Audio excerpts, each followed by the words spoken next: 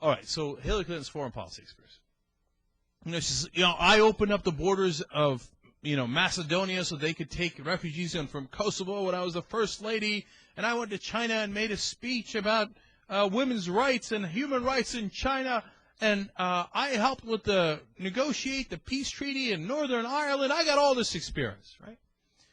Well, McClatchy newspapers, because they're an excellent, excellent newspaper outlet, they went and did some research, and they went and talked to some of the folks that were involved in those different deals.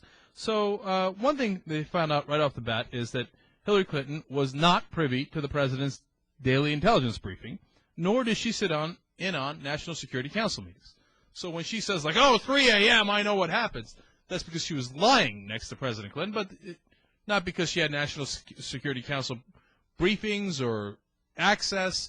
She wasn't part of the decision-making process in that sense. Under that same scenario, Laura Bush could say, hey, I know what happens at 3 a.m. in the morning, which is absolutely nothing because Bush is dead asleep, right? And nobody's allowed to wake him because he gets cranky, right?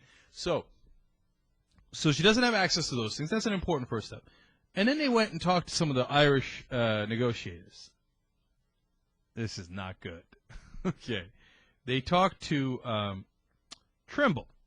David Trimble, he's the former leader of the Ulster Unionist Party, and he won 1998 Nobel Peace Prize for his role in the peace process. And when they asked her about Hillary Clinton's claim that she was instrumental in doing that peace process, he said, quote, "It's a wee bit silly." Who doesn't love Trimble? It's a wee bit silly, He says, I don't know that there was much she did apart from accompanying Bill Clinton around.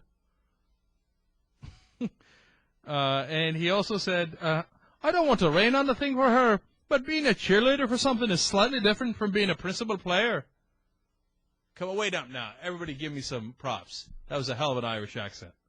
I'm not saying anything. I'm just saying. I'm going to give you props because I was expecting a lot worse.